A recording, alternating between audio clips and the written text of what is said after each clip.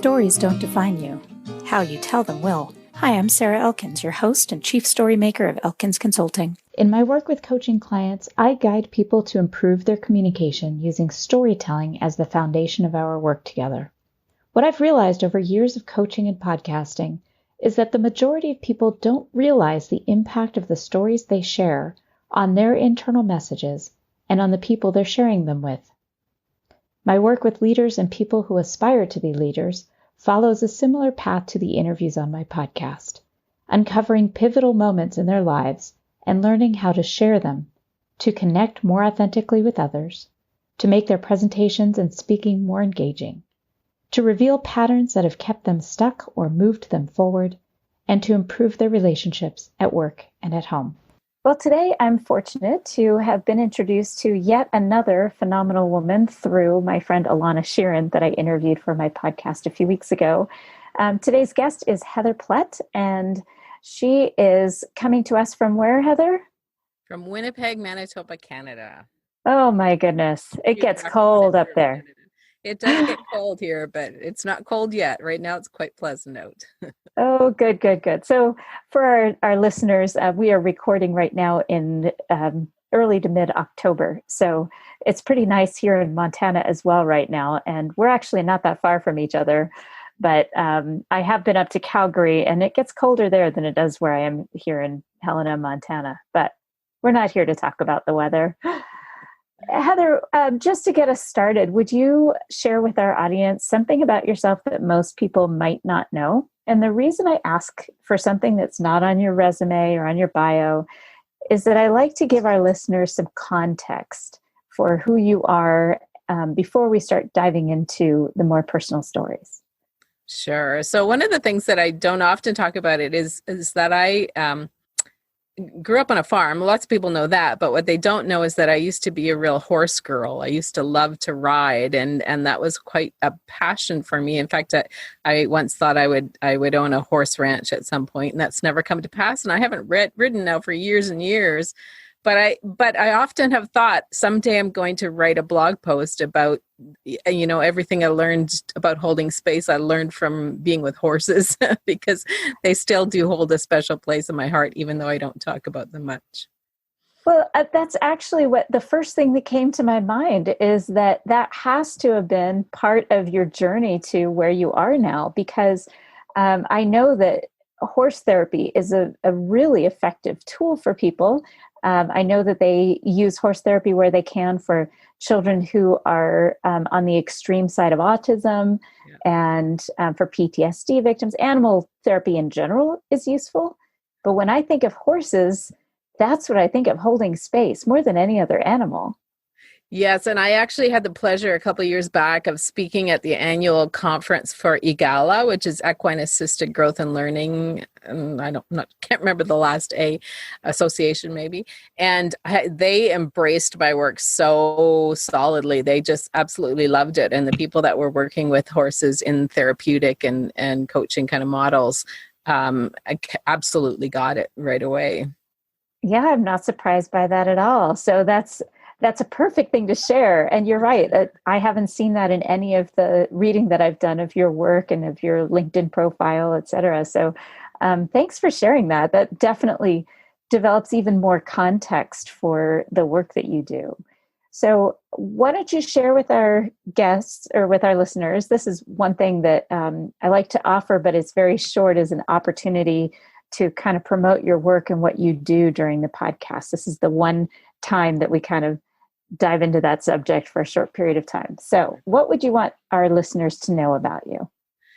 Well, my primary work has really focused on supporting other people as they learn to hold space better for themselves and other people. And I do that I have an 8-month program that I train people online. I travel all over the world doing workshops and retreats, very often, usually focused on this concept of holding space. And I've just recently written a book, and it's just come out. The publication date was a week ago, I think September 29th, called The Art of Holding Space, a practice of love, liberation, and leadership. And so that's become really the core of my work, is teaching about holding space.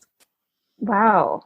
That I kind of knew that because you did send me a copy of your book and I've been reading it. And I think, did you write an article about holding space a few years ago, or at least one article that went viral? Yes. It's about about 5.5 years ago, I wrote a blog post about holding space and how to do it well. And it gave 8 tips. And it was based on the experience of being with my mom as she was dying. And she had died 2 years before I wrote this blog post.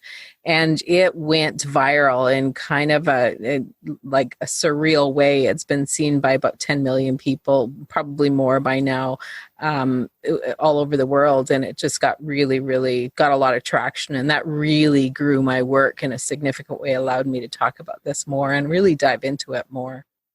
Heather, I think that's so interesting. And I don't know if you're familiar with StrengthsFinder, but there's a talent in that list called connectedness. And it's all about people who see how the dots are connected from one thing to another, like this automatic, intuitive sense, almost like a map of how things happened.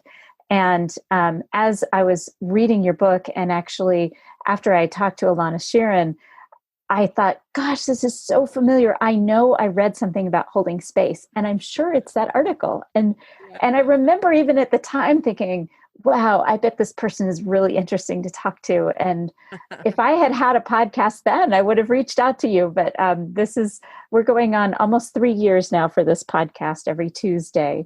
And so I'm so glad that this came together because, I don't believe in coincidence, and most people with connectedness and their top strengths don't. And so I'm just so grateful to Alana, because I don't know that I would have remembered that to reach out to you. Yeah, that's great. I hear that often. There's always often this little resonance back to, didn't I see this somewhere? And very often it was the blog post that brought people to this work in some way or another. And I've referred to that holding space, especially when I've been talking to our boys who are now 19 and almost 22. When our older son, when he was 19, he was going through some difficult growth. He was definitely going through a lot of what you talk about in your book. And I remember specifically telling myself that I had to remember to hold space. And a lot of what you wrote in that blog post I was referring to that in my head. So thank you for that gift to the world. And this book is just going to add so much dimension to that. So thank you. Welcome. Wow. So as I was reading through the book, there are quite a few things that stood out to me. I love your description of liminal space, because that's different. And I love your description of the collapsible bowl and how you hold space for people. Because if you're an active listener, you're always holding space for people. But it's the depth that changes depending on what they're talking about. Can you just briefly talk about that for me? Sure. So when I first started to define holding space, and it's not a concept I came up with. I actually did some research to try to find the source of the concept, and I just want to say that up front, I didn't invent it. But when I tried to bring my own definition to it, what I started to realize, I had a little resistance to really embracing this term. And it was partly because I saw a certain shallowness out in the world about how it was being used. And it was a bit of a throwaway term on social media. I'm holding space for you as sort of an excuse to not really do anything. And then I realized I really wanted, if I did embrace it, I wanted to do that in a deep and fairly complex way that had the capacity for the really messy stuff in life and the complexity. And so I started to try to figure out, how do I define that space? If I want to really center my work in an area that feels in integrity with me and how I show up in the world, what's that space that we're holding? And that's when I came across the term liminal space. And I just love this concept. And liminal comes from, it's an anthropological term. Limen is the root of the word. And in anthropology, the study of anthropology, they were finding that a lot of these rituals in different cultures where there's a transformation from an old story to a new story, whether somebody comes of age or they cross over some kind of threshold. There's this threshold. What they found is that the ritual almost always recognizes that there is a space in between the old story and the new story. So you're leaving the old story, you haven't yet emerged into the new story, and there's this gap. And sometimes you'll see in some cultures, indigenous cultures, for example, they'll send people out on a vision quest during that time to honor the fact that this transition is important and it can be messy and there's a lot of shadow that shows up, there's complexity. And so I really wanted to focus on how do we hold space for that when we're in that kind of lost space where the ground is suddenly gone out from underneath us. And the metaphor that I use a lot is the caterpillar transforming into the butterfly. And in between there, it has to be in the chrysalis, which is really a gooey space that has no substance. Oh my gosh, all of these thoughts are popping into my head right now. So for instance, when you talked about cultures that recognize the importance of that space and don't want people to just go through it, and you do talk about that, how you can disassociate or you can avoid it. I think about the bar mitzvah or the bat mitzvah in the Jewish culture. So I remember when I was studying for mine in Colorado Springs, and looking back, I can think how grateful I was that I had that to focus on, because everything around me was transforming. My body was transforming. My brain was transforming. The way that I handled my emotions were transforming. And having that year of focus on learning my portion of the Torah, learning the prayers, singing, which is something I find great joy in. It was almost like distraction, but it was also an opportunity to go internal and think about things and how I was changing in terms of my perception of the world around me. And now, as you talked about that, I'm thinking also of the boys, our two boys who had bar mitzvot, even though we're not particularly practicing Jews. We live in Helena, Montana. There's no synagogue here. So if they were going to have a bar mitzvah, I gave them a choice. It was up to them, because we do the rituals in the household. We identify as Jews. And they both decided to do it. And that year that was spent, I taught them to read Hebrew. I taught them the prayers. And it was this incredible time to focus on our relationship and on their transformation into young adulthood. Oh my gosh, I just got a chill. That is awesome. I think there's a great loss in those cultures that don't have that kind of ritual and ceremony around those transitions. I can't say growing up in a Christian tradition that I ever had that kind of honoring of, that transformation from youth to, or from child into a young adult. And so, yes, I'm a little envious of your tradition. Well, I'm sure you had something that you did, maybe not consciously, but that you had that. Mm-hmm. So I'd like to hear that. And then I'd like to bring in another discussion on that in-between space that another writer wrote about. But tell me, when you look back now, what was your time of liminal space as coming from that transformation from being a child to being a young adult? That's a good question. I think I did grow up in a tradition where we had, it wasn't infant baptism, we had adult baptism in the Christian faith that I grew up in. So there was a time where we had to go through somewhat, I think, similar to what you're talking about, learning the Torah. And, there was a period in time where we had to go through, I can't even remember what the classes were called, but leading up to our baptism. And I was around 15 at the time. So it is a similar kind of stage where there was a learning and a deepening in your faith practice to enter into that next stage of adulthood. And I think also, because I grew up in a very small town, and one of the transition points I remember significantly is having to be bussed from my small town school, which only went up to grade 9, into the high school. So when you go from grade 9 to grade 10 and you spend that summer worrying about what will high school be like when we suddenly go from a classroom of 9 people to a classroom of over 100 people, and that's a pretty marked change that a youth has to go through at that stage.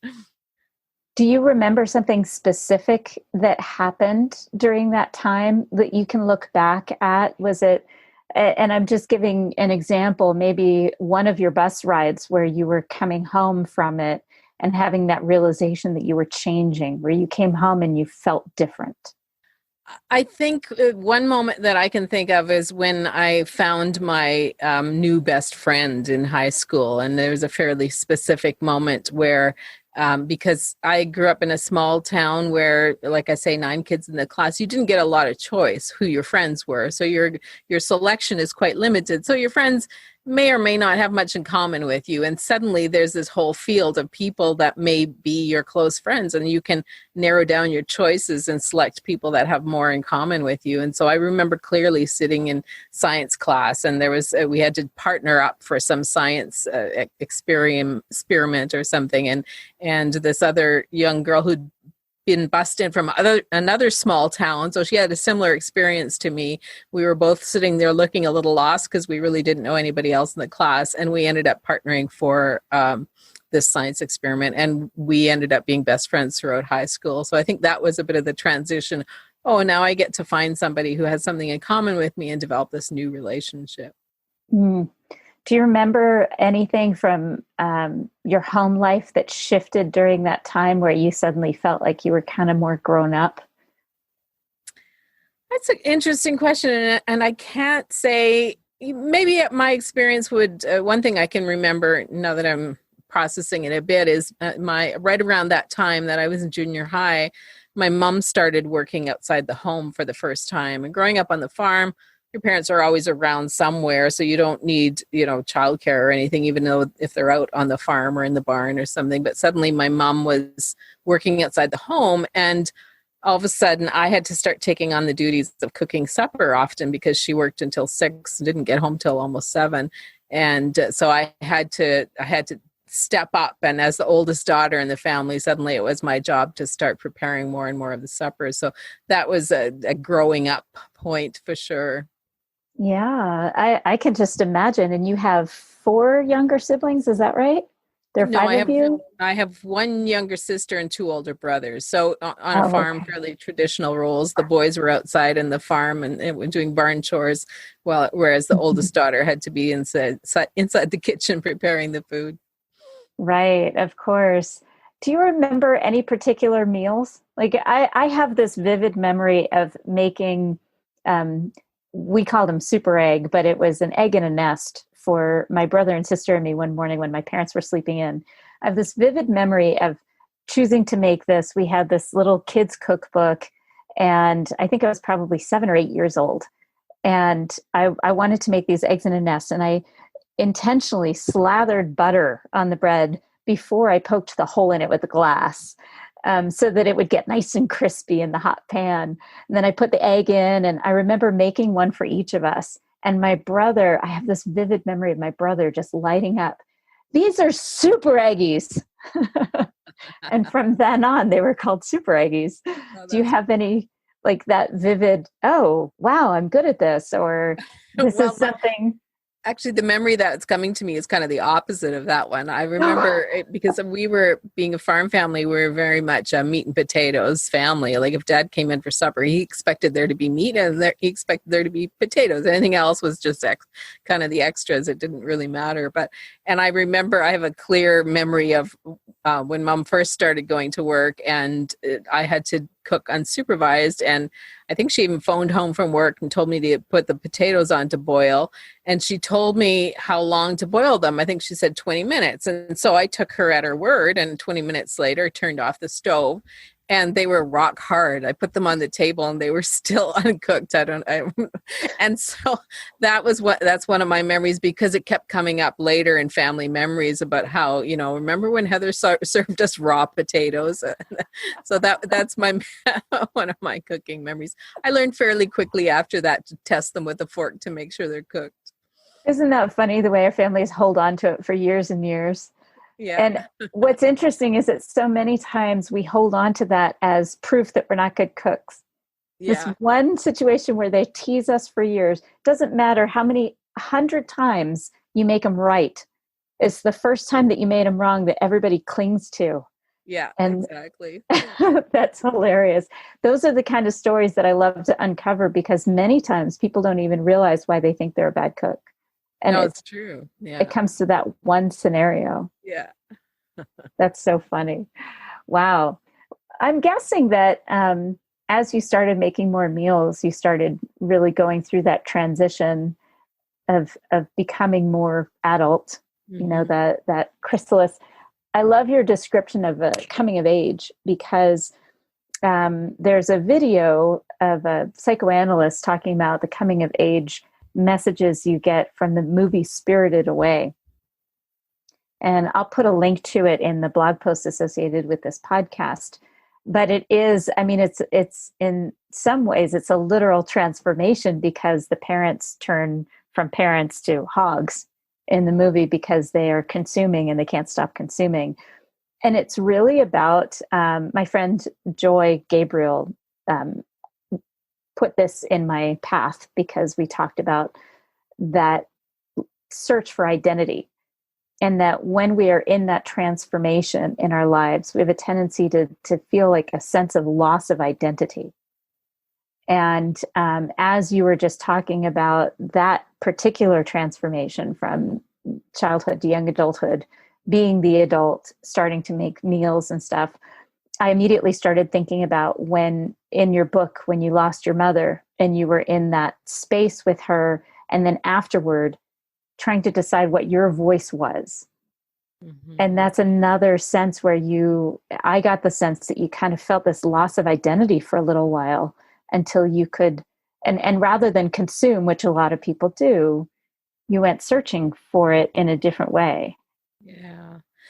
Yeah, there is something really profound about becoming a motherless daughter, and it changes who you are. It changes how you show up in the world.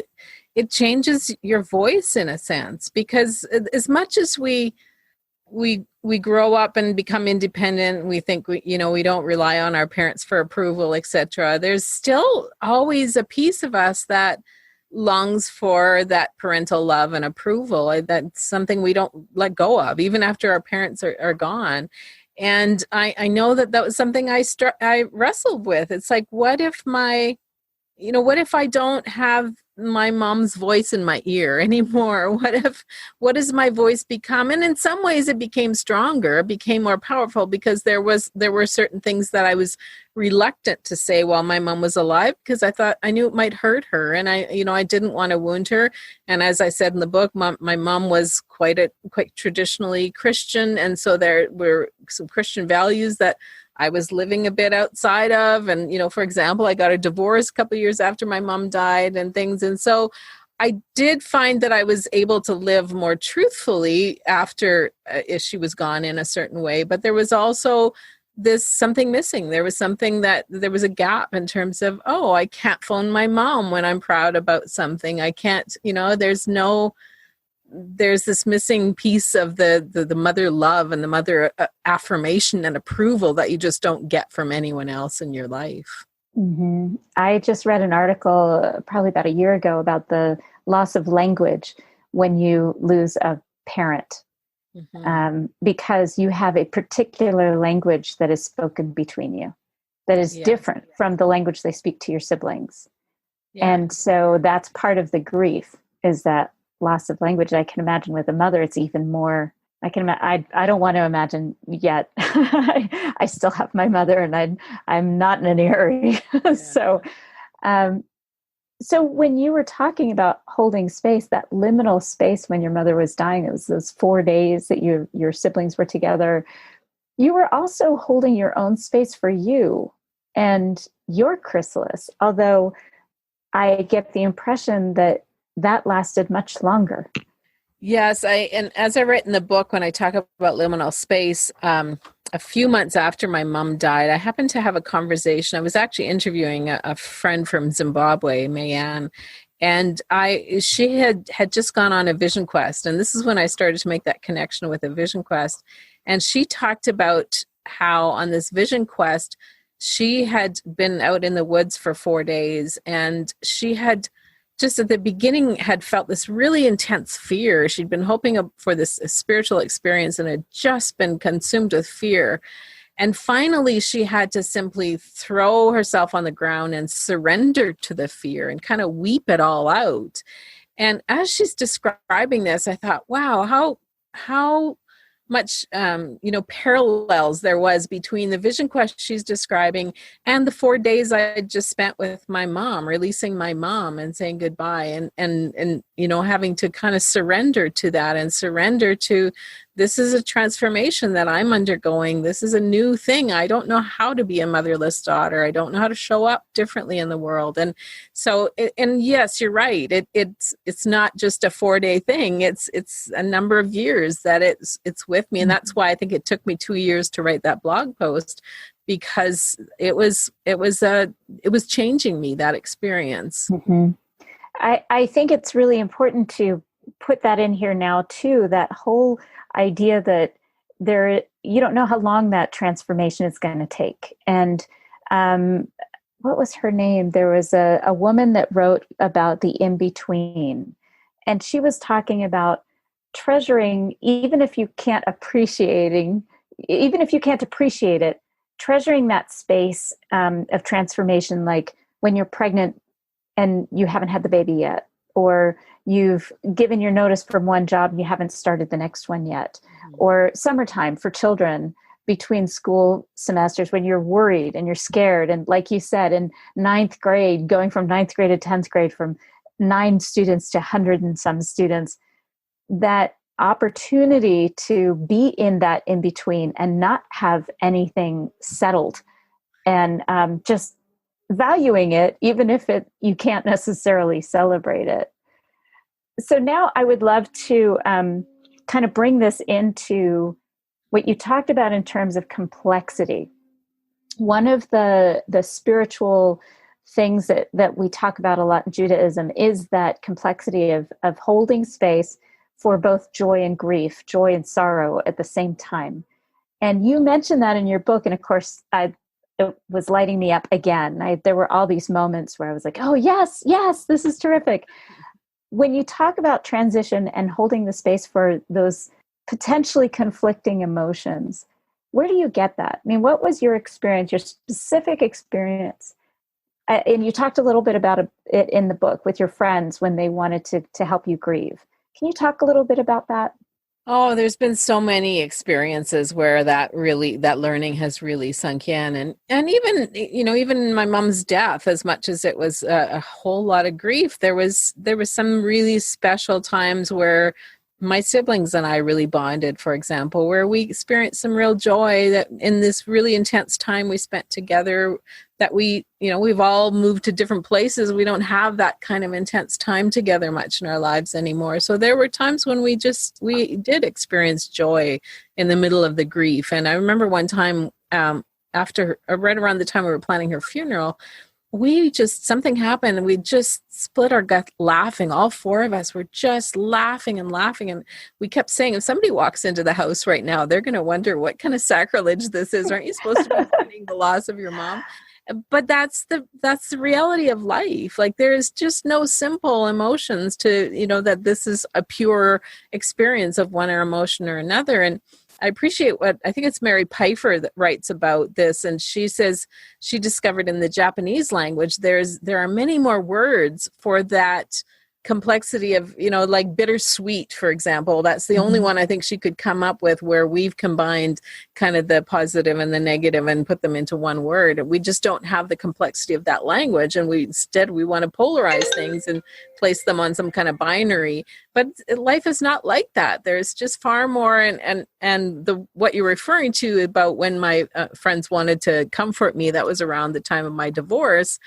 There was a lot of relief and actually quite a lot of joy in finally moving through that and making a decision about it and taking the next step. There were times when it felt like real lightness, and yet people were expecting me to have another kind of an experience. And quite frankly, sometimes there was that experience. There was grief in it too. But we can't be, humanity is messy, and we try too hard to clean it up and put it into boxes.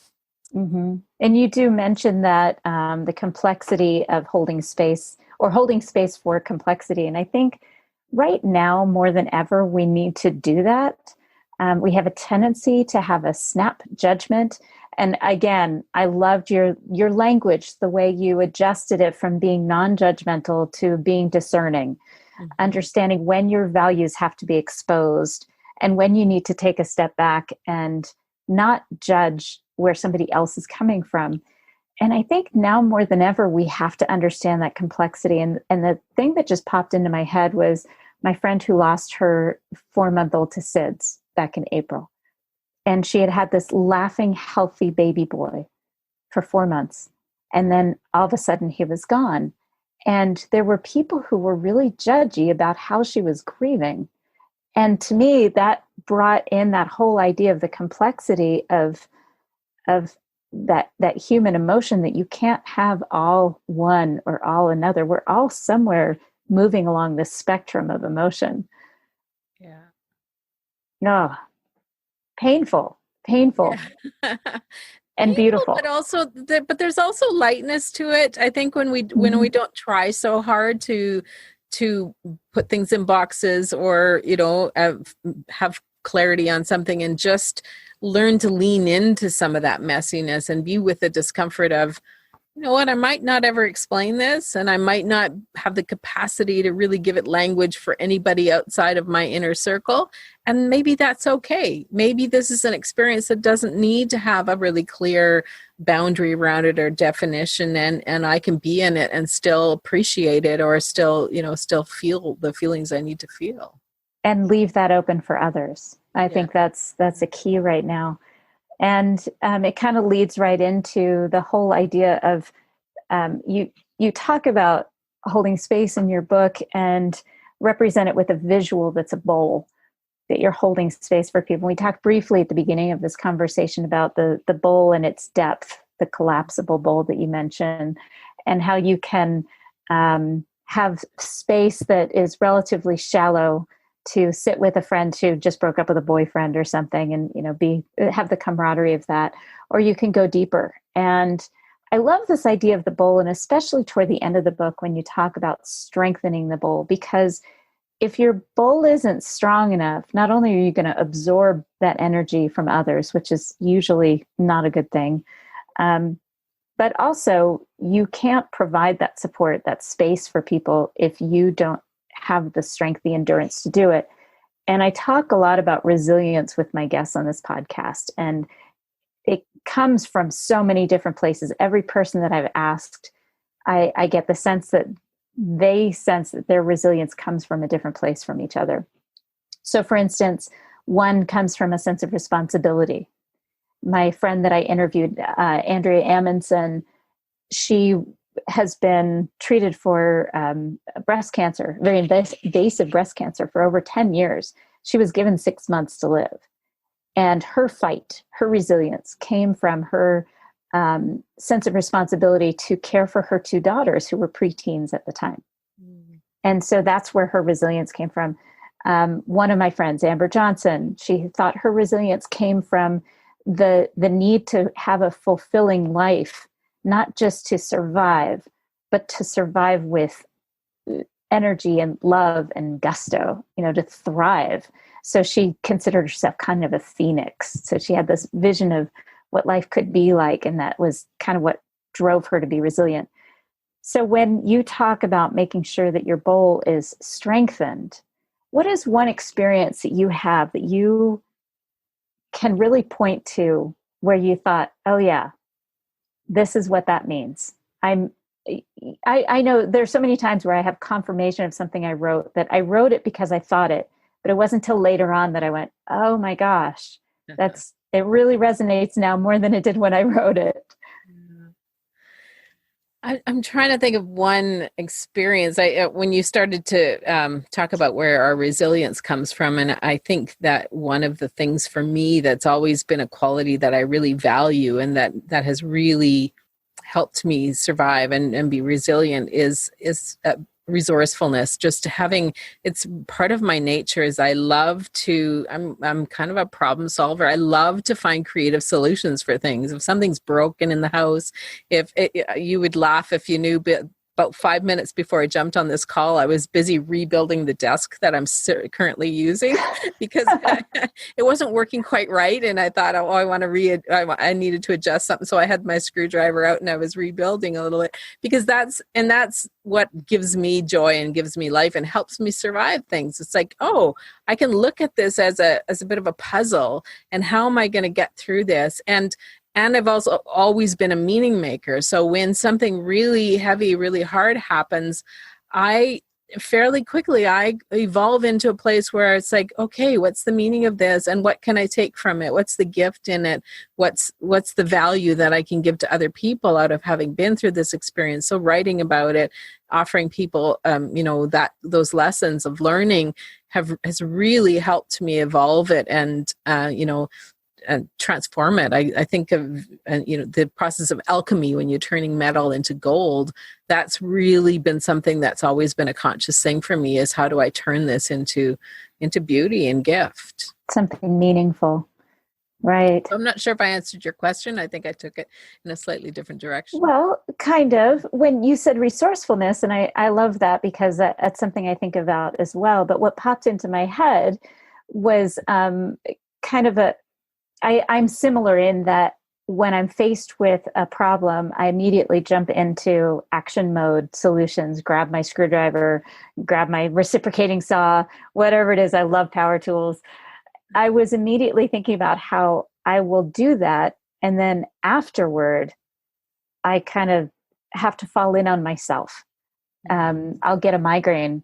My brain is telling me, okay, you came through this. You were resourceful. You found meaning in it. You did all the things that you needed to do to help the others and to keep yourself safe.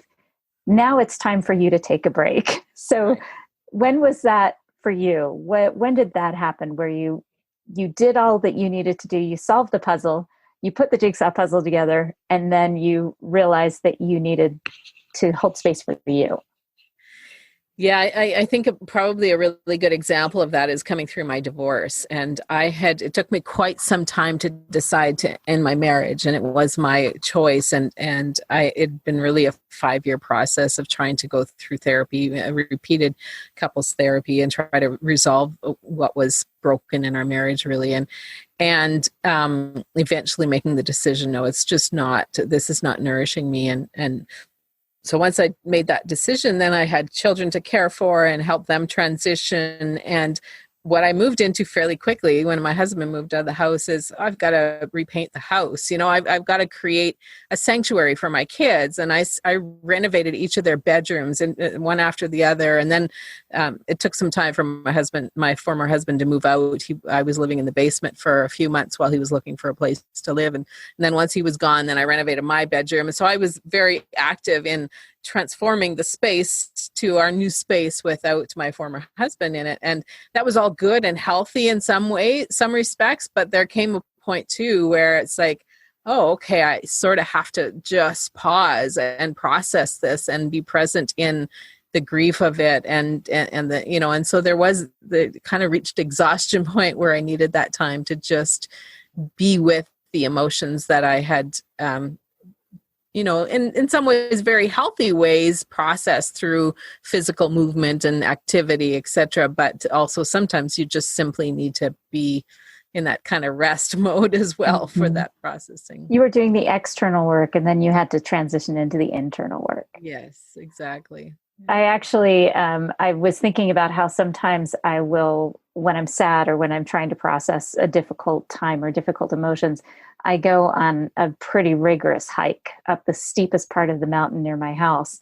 And it's 1,000-foot elevation gain. And the steepest, I just did it yesterday. And one time I remember getting up there to the summit and barely being able to catch my breath and thinking, yes, I'm so resilient. I'm so resourceful. Look how strong I am. And then when I was telling my friend about it the next day, she was laughing. She said, okay, so what were you punishing yourself for? And she was right. I was doing all this other stuff because I really didn't want to deal with what was internal, that turmoil that was going on. And so it was easier for you to address the external space before you could start to address the internal turmoil. Yeah. Yeah. True. It's funny how we do that, isn't it? Yeah. Yeah. And it's funny. I've never thought of that language. An interesting question. What are you punishing yourself for? Because it's not language I've really used to evaluate my choices. But I think there are times too where I do get into that mode for sure.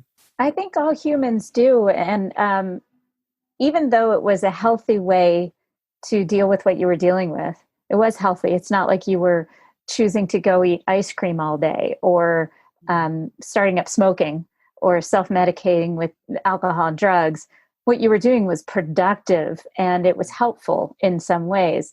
And so the question then becomes, why does it matter if we're punishing ourselves if we're doing it in a productive and healthy way? I'm climbing a mountain, for goodness sake. It's physical.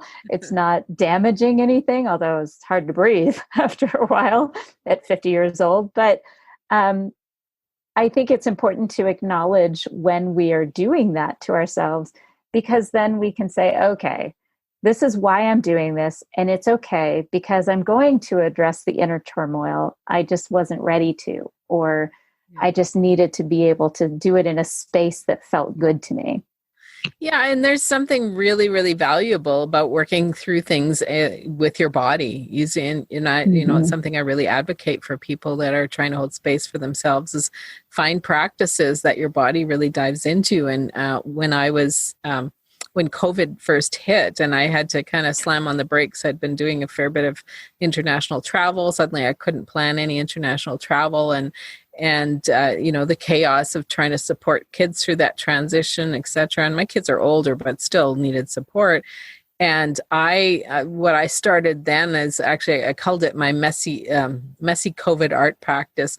I have this huge canvas in my basement and I just started finger painting, and I would layer every few days. I would just do this kind of wild finger painting on this canvas because it was just a way to get some of that anxiety and stress out of my body and be really tactile with it. So I do advocate being that, and sometimes that will, like, sometimes I would have kind of stuck emotions and I would get messy with the paint, and that's when I would start to weep as I'm painting and I was actually releasing the emotion. So I think that it's both, and I think it's healthy to get your body active. And it can be also, and the language I use is the language of bypassing. Like when I talk about liminal space and you don't want to go through liminal space, you find ways of bypassing. Like how can I avoid the emotions and the complexity of that messiness? Mm-hmm. I love that. I have this beautiful image in my head of you being covered in paint and your hands on a huge canvas and big fingerprints and handprints on the wall. Do you still have that canvas down there? I do. I haven't done anything with it for a while. Partly I just haven't needed it as much because it Good. hasn't felt as messy. But I do feel like I at one point I want to revisit it and be with it in a more playful, joyful way that's less about the processing some of the anxiety and intensity of it. Now I want to see what happens when I approach the canvas with more joy, having just launched a book, for example, what shows up on the canvas at a time like that. Would you do me a huge favor, me and the listeners of this podcast episode? Would you take a picture of the canvas and, if possible, have somebody take a picture of you with the canvas? Sure, I could do that. I do. I was posting regular updates about it on my Instagram feed. So people want to go back to the early days of the pandemic, on my Instagram feed, just at Heather Plett, you'll see some of the earlier images of it. I will definitely put a link to that as well, to your Instagram feed. And for our listeners, just so that you know, I will have contact for Heather on the blog post associated with this podcast, as well as a couple of pictures, and of course, a link to purchase her book. So just to wrap it up, I'm still imagining you with this huge canvas. And I guess because when my boys were little, we did a lot of finger painting, full body. Finger painting is a very understated phrase for what we did at our household. I would put the roll of moving paper all across the table and just let the boys have at it. And of course, we would get down to diapers they would be in diapers. And I would have a tank top on if it was summer, and we would just get, elbows and feet and knees and hands. And so that's what I'm imagining you kind of, I guess, externally processing that anxiety and frustration onto that canvas. What a beautiful image that is. Yeah, it was really meaningful at that time. And I would always crank the music fairly loud when I was doing it too. So my body would get into the music and the movement. Well, tell me what kind of music generally you were listening to. Was there one particular soundtrack? Yes, there was. I was really hooked at that time. What became my soundtrack for the pandemic is Luke Sittel Sing. And I can't remember the name of the CD. I can send that to you later. But there's a particular album, and there's a song. Everything changed. No, I'm drawing a blank. Even though I listened to it hundreds, I think times, it's not coming to me right at the moment. But I can send you the link for it. It's a perfect song for that kind of time. I put you on the spot, so that's not surprising. But if you could send me the link, that would be great. And I'll also embed that into the blog posts associated with the podcast.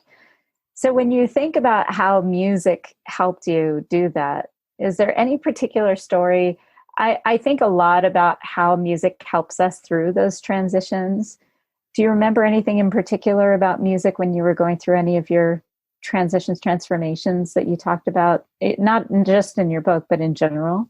Yeah, absolutely. There's a song I can probably name a song for every single major transition I went through, because there's almost always some song that kind of rises to the top. In fact, it just came to me, the Luke Sittel Sing song was Nothing Ever Stays the Same.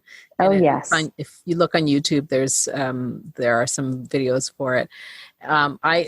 There's a very specific song that during my time in the book, I talk about having a stillborn son, and I was in the hospital for 3 weeks. And there was a song that I listened to on repeat during that time.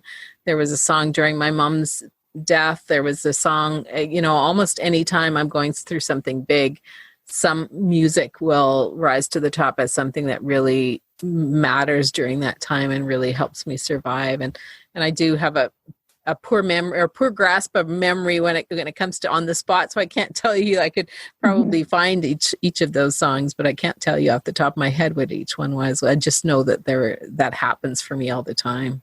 Well, that brings us full circle, really, because when I think about strengthening your bowl, for many of us, music is one of those things that helps us do that. And I would encourage listeners to read the book. Absolutely read the book. Tell us the title of the book again, Heather. The Art of Holding Space, a Practice of Love, Liberation, and Leadership. And just for our listeners, it isn't a self-help book. It's a community help book. Yes. It's something that will guide people. I've kind of taken out the word help out of my language in some ways, because I don't want to help people do things. I want to guide them to help themselves. Yes. And this is absolutely a guide to improve communication and to improve your ability to be the person that you want to be in terms of supporting people around you, releasing some of your own judgment, and allowing the complexity of what's going on in our world to be exactly what it is and not to try to simplify it. It's really a great book. It was a really hard book to categorize for bookstore shelves, to be honest, because it's such a crossover between, what people would tend to think of as self-help. I wasn't all that interested in it being in a self-help section, but it didn't fit. I wanted it to be in more community care, but most bookstores don't have a section on community care. If you go to the relationship section, it's just marriage mostly, or intimate relationships. So there was no category. And then it also has things to do with leadership and community leadership, etc. But there are a few categories that fit it perfectly.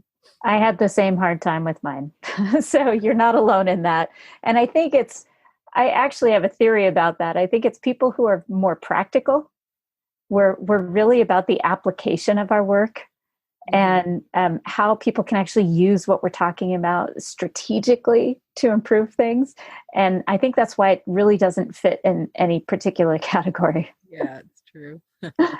Oh, that's excellent. Heather, thank you so much for joining me on this podcast. Your stories don't define you. How you tell them will. And again, for our listeners, this is Heather Plett, and her book is available on Amazon. Is it on bookshop.org as well? Yes, it's on almost any bookseller has it, and a lot of smaller bookstores already have it on their shelves as well.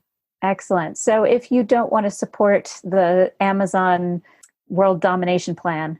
You can buy a book from bookshop.org. They just opened up their platform in February, and it's a online way to order books that supports independent local booksellers. So I highly encourage people. A lot of readers are reporting that they've gotten it through Bookshop. So it's definitely, it's definitely accessible there.